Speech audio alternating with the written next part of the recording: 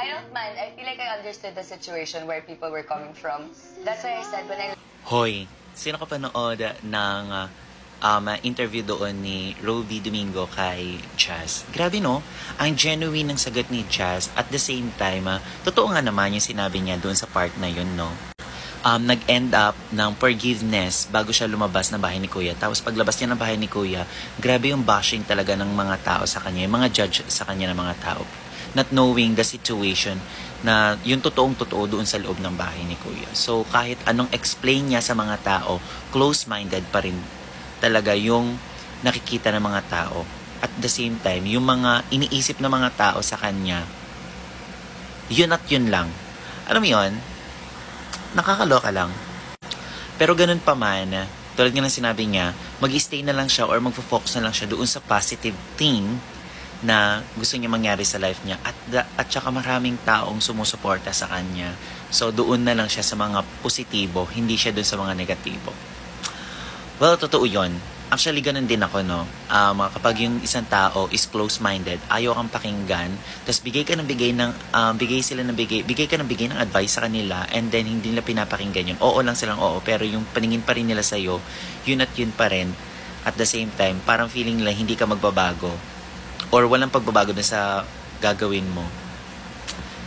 Nagle-let go na lang ako. Hinahayaan ko na lang sila. Hindi ko na sila pinapansin. At the same time, iniiwasan ko na lang yung mga bagay-bagay na mga dapat hindi kami magkita. Ganon. O kaya hindi kami mag-away doon sa part na yon.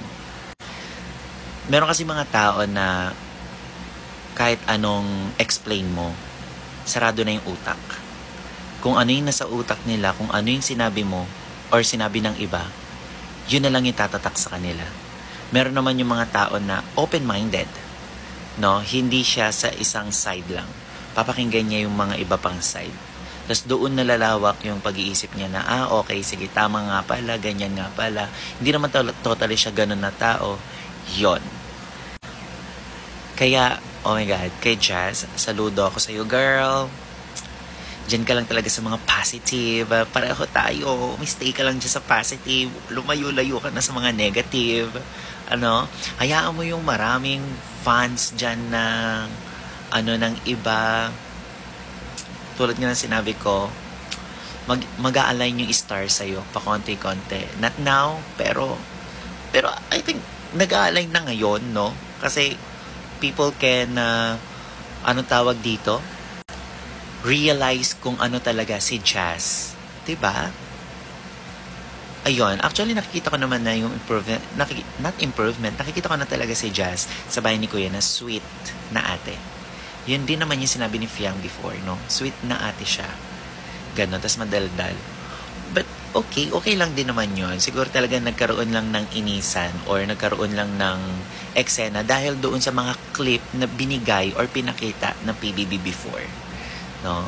Or doon sa ibang viewers na pinapakita nila yung mga compile na clip na hindi naman kompleto.